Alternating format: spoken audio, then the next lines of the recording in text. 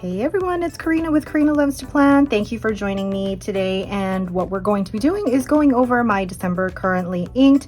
I'm going to show you my doodles and Zentangles, and I'm going to give you the rating on each of these, and then we'll see. I think I'm going to do the roundup of my year as well, my little progress update for how I've done in the year, so stay tuned. Let's get started. The first pen and ink combo is my Asvine C80 with an extra fine nib, and this is in the brown glitter.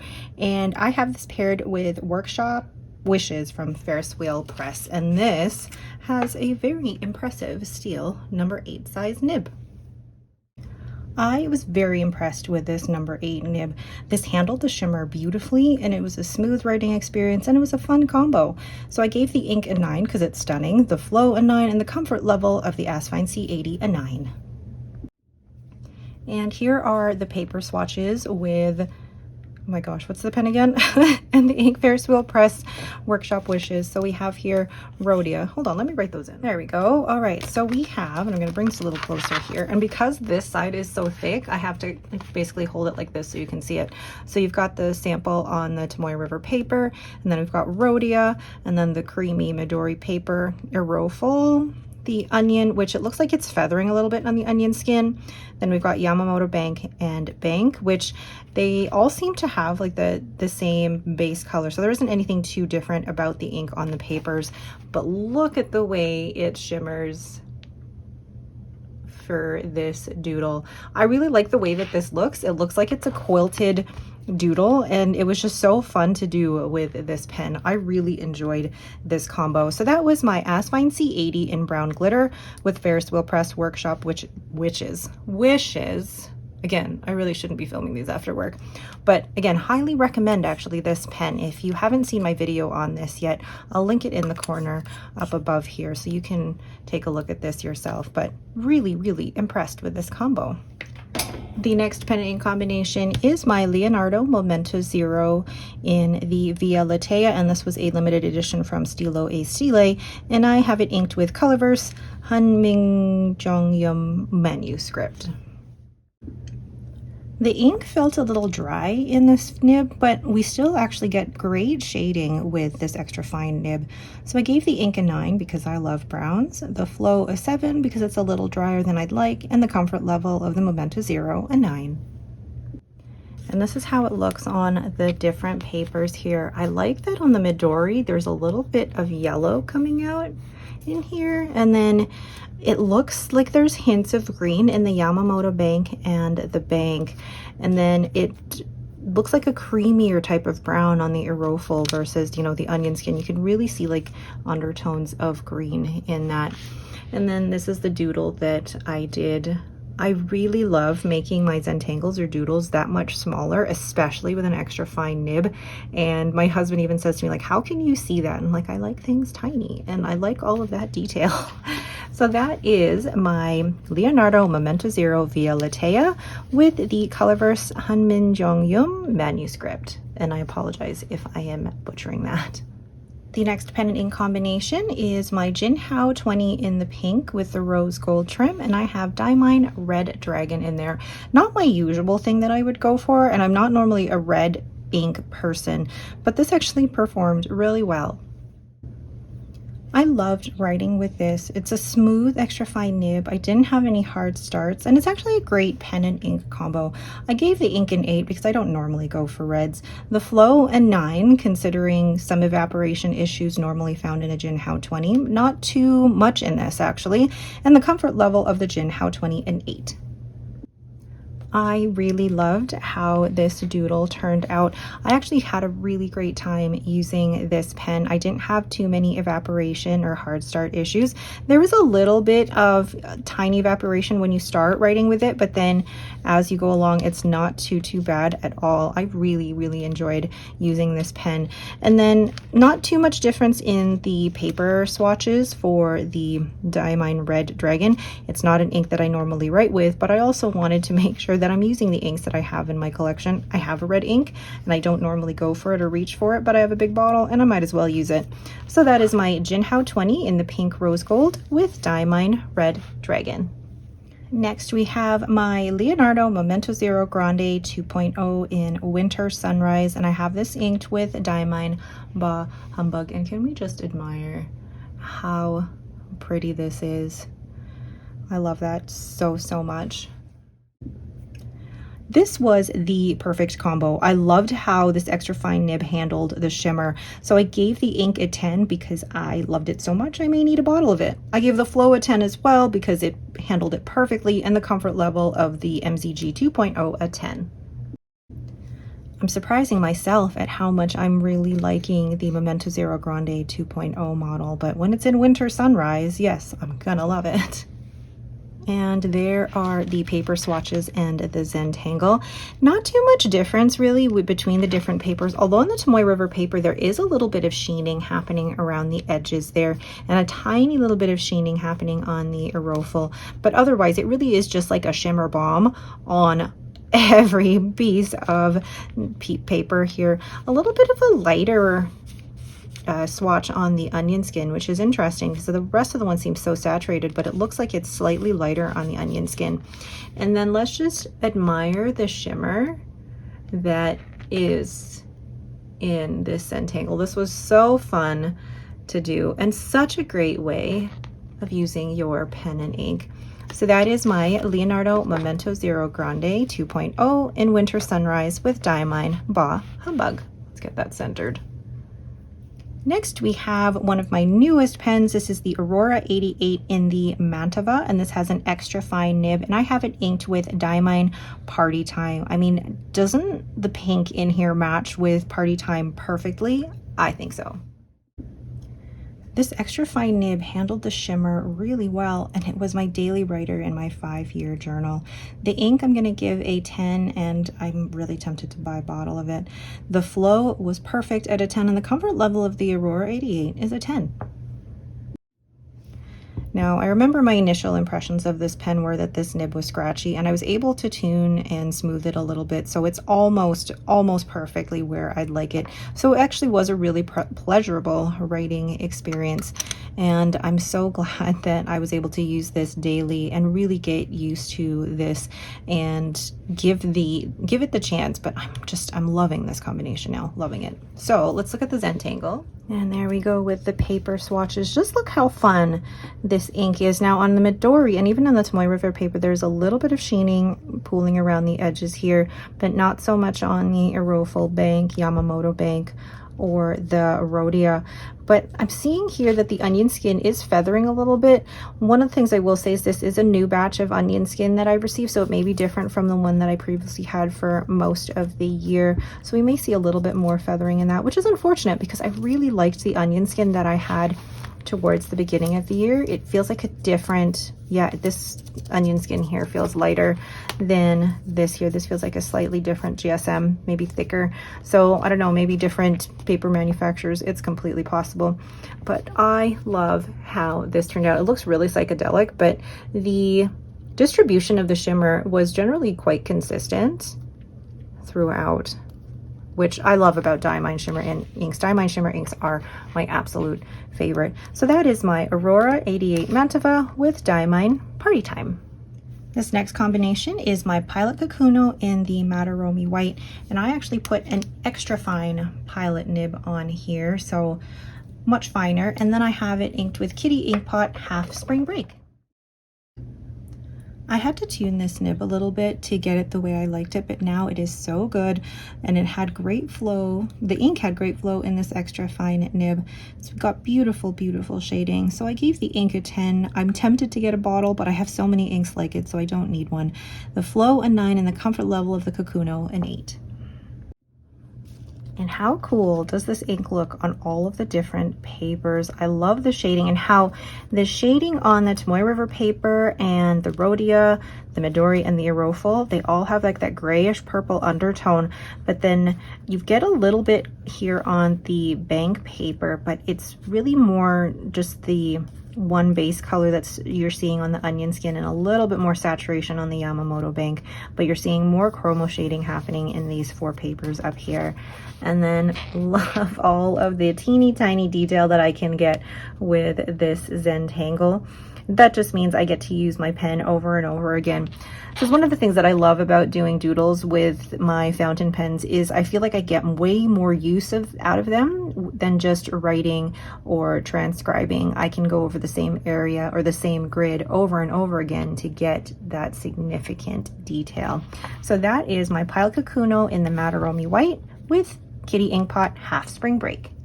The next pen and ink combination is my Zodiac Penco in the Cancer model, and this is in the 3 Olives Martini, and I have it inked with Lennon Toolbar Bird Monster. What a fun combination. I love the slicey extra fine cursive smooth italic nib, and it really brings out the beautiful shading in this ink. So I gave the ink a 9, the flow a 9, and I gave the comfort level of the Cancer model a 7. I have to say, while I think this pen is absolutely gorgeous, I can only write with it for maybe short periods of time. I think the shape of the Cancer model is probably not the most comfortable for me, but I am not selling this pen. This one is the original 3 Olives Martini, and I will not be selling that. So let's look at the Zentangle. Let's look at the way that that ink shades on all of the different papers. I really love the tone of this ink. It's not too, bright green, but it really is like a lovely foresty green, and it's got beautiful shading properties, and I love the way the rose turned out. And then for the Zentangle, I really made use of the cursive smooth italic nib using the very narrow horizontal strokes and then the broad down strokes. And when I say broad, I mean like my broad. It's broad for me. It's an extra fine. Absolutely gorgeous. So that is my Zodiac Penco Cancer 3 Olives Martini with Lennon Toolbar Bird Monster. The next pen and ink combination is my Hines Penco in the Model K, and this is the Champagne at Midnight, and I have it inked with Journalize Star Wave Meadow. And as you can see, like, the shimmer is just reflecting the light, so it's actually a little hard to read. This shimmer is outstanding, as you can see, but it's so hard to read once it's dried. Although I do love how this particular pen feels and writes. I gave the ink an 8 because while it's beautiful, it's so hard to read once it's dried. I gave the flow a 9 and the comfort level of the pen a 9. As you can see here, the way that it's dried, there is such a thing as too much shimmer, and I can't believe I'm actually saying that. It's a gorgeous ink, but the shimmer does take over to the point where you can't really read what you've written. So let's go ahead and look at the Zentangle. And as you can see, look at the way the shimmer just basically reflects all of that light and how much shimmer is there. Now, one of the things with this particular ink as well is that the shimmer does tend to rub off on all of the other pages here, which is why there's so much shimmer on this side of the page. And then I have to say, I have to give it credit where it's due, because if you look at this, the shimmer is consistent throughout, and that's why I wanted to do these circles for this particular ink, because I knew that those circles would show off the ink and the shimmer perfectly. I don't think there is a single circle in there that doesn't have shimmer, which is impressive. Beautiful ink, but probably not one as a daily writer.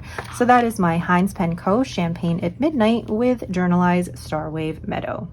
The next pen and ink combo is my Leonardo Furore in the Aqua Petra. This has a fine nib, and I've inked it with my newest Monteverde and the Wasted Paper collaboration, and this is in Stephanie Blue.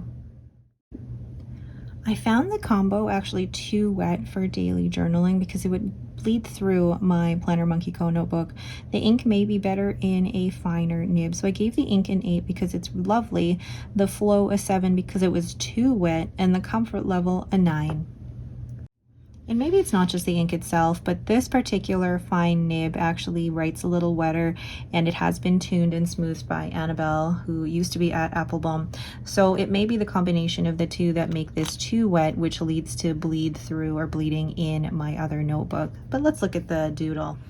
Another fun one to do. When I choose the Zentangles and the doodles that I do, I really try to focus on the the overall effect and the overall bigger picture here. I knew that if I did this with this particular pen and ink combination, the corners where basically you're meeting every single time or every time you're doing a grid are going to show amazing shading. And I mean, it does bleed through a little bit on the Tomoe River paper, but it's just gorgeous, really lovely. And then when you look at the different ink swatches here, you can see there's like some hints of lighter green in that really lovely teal. So it's really a lovely ink, but probably the combination of these two is just a little bit too wet. So that is my Leonardo Furore Aqua Petra with Monteverde and Wasted Paper Stephanie Blue. The next combo is my Wancher Pro Gear, and this has Kitty Inkpot Moon Jellyfish Travel Journal. Again, a name that I'm never going to understand, but I'm sure it works. Not a perfect match, but I really loved writing with this combination. The ink just shades beautifully, even in this fine nib. So I gave the ink a 9, the flow a 9, and the comfort level of the Pro Gear an 8. Can we also just re-admire, or just admire again, the beautiful, lovely, lovely, transparent, shimmery resin. And here we have the different swatches on the different papers. What I'm going to notice or show you here is I love the chromo shading. It's got this kind of like yellowy brown pink here. And then even in the Rhodia paper, there's little hints of purple. It's such a great chromo shader. Now, unfortunately, because I'm writing with such a fine ink, you're not going to see that too much in the Zentangle, but I still love the way that that looks. I love the fine crisp lines of this, and you can really see the detail of this doodle. I'm just going to bring that closer. Isn't that stunning? And it's just so meditative to be able to do these. So I love being able to do the repetitive motion of each of these lines and then seeing the bigger picture once it's done. So that is my Wancher Frozen Sake with Kitty Inkpot Moon Jellyfish Travel Journal. The next combination is my Mayfair Pens Vanyar in Tiffany Blue, and I have this inked with Robert Oster Ube Truffle. Doesn't the purple just match perfectly with that? What a fun combination. This had an above average flow, and it even had really lovely shading in the extra fine nib. So I gave the ink a 9, the flow a 9, and the comfort level of my Mayfair pens a 9. I really like the blurple of this Ube Truffle. It looks like, especially on the Aurora paper, more blue purple. And then I mean, comparing it to, and I'm going to just do a sneak peek here, but comparing it to, for example, Memory Lane, this is definitely more blue in the purple, but look at the way that it shades here. Really fun. And again, there's a little bit of, or some pink undertones that you're seeing in the chroma shading on the Midori and the Onion Skin and the Yamamoto Bank and the Bank, and a little bit even when I add a little bit of water when I'm doing the rose. So a lovely ink, which I actually received from Endless Pens. So I don't know if there's still any available, but go check them out. And along with the Monteverde Wasted Paper Stephanie Blue, if they still have some, you can use my code Karina10 to get 10% off. So that is my Mayfair Pens Tiffany with Robert Oster Ube Truffle. And last but not least, here we have my Esterbrook Model J in Violet, and this has a fine cursive smooth italic nib, and I have it inked with Diamine Memory Lane. I love the slicey cursive smooth italic with this ink. I had no issues with the shimmer. It was just delightful. So I gave the ink a 10, the flow a 10, and the comfort level of the Model J a 9. How fun is this ink? Now this is from Inkvent from a couple of years ago, and I have very, very little left of this ink. I think, let's see if we can see it here. I don't know if you can, like maybe not even a mil of that. Very, very tiny little bit, just like filling up the corner of the bottle. But I'm gonna hoard that and keep that for maybe next year, we'll see. But I am loving how this looks on all the different papers. It looks cooler on the Aurora paper, but then warmer on the Bank and the Onion Skin. And then look at the pooling that's happening around the edges of the Onion Skin. Really interesting, very similar to the pooling that we're seeing here on the Tomoe River paper, but also pink undertones as well. Absolutely beautiful. And then let's look at the lovely Zentangle. I actually finished this last night. while I was watching Avatar: Way of Water with my daughter. Oh, so fun.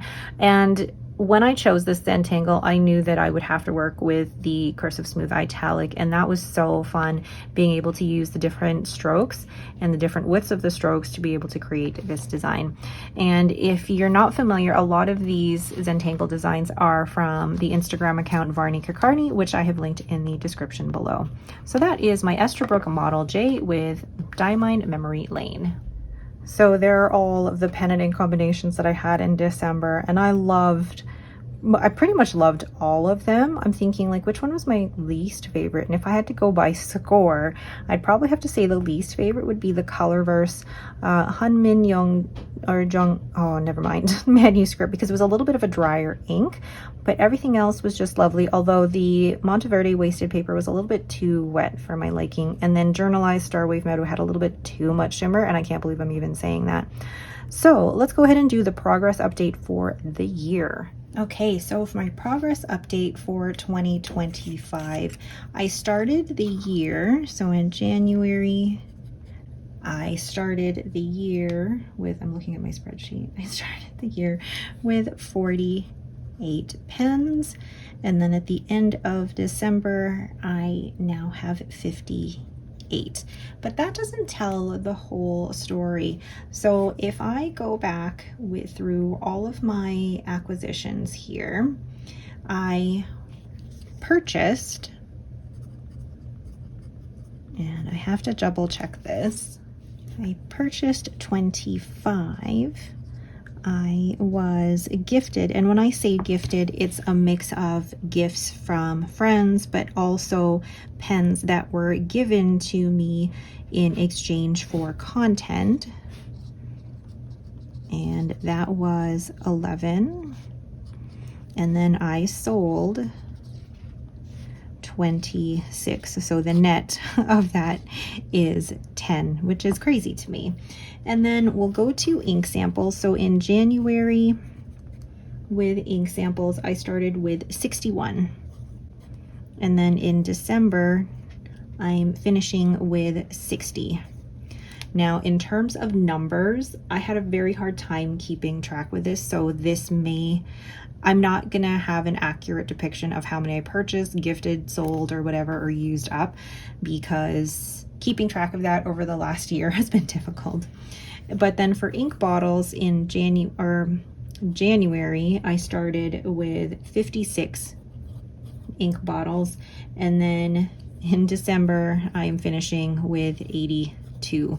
So that's quite an increase as well. Now with the ink bottles, yeah, the number is kind of all over the place with that one too. I didn't keep very good track of that, and I should have. But with the inks, I've already swatched my full ink sample collection and my full ink bottle collection to start off my 2026. So these are the numbers I know that I'm ending 2025 and starting 2026 with. So I actually went down 1, and then here I went up, what is that number, 26? Yeah, 20, wow. I went up 26 bottles to the point where I needed to open up another drawer for my ink storage. All right, so that is my progress update for 2025. To me, actually, I find that fine. I don't have any issues with the number that I'm currently at, and the number of 58 fountain pens, I'm okay with that number. Actually, with the way that I'm using pens and inks now, I'm okay with that number. And I know Simona actually just mentioned it in her most recent snippets from her desk video, where we talked about the number of our fountain pen collection that we're comfortable with. And if you had asked me last year or the year before would I have been comfortable with over 50 pens, I probably would have said no. But with the way that I use pens now, but also the way that I've curated my collection now, I'm a lot more comfortable with that number than I would have been before. All right, so that is it for me. Thank you all so much for watching. If you have any questions, please let me know down below. Otherwise, don't forget to hit that like button and to subscribe. Thanks again, and have yourselves a great day.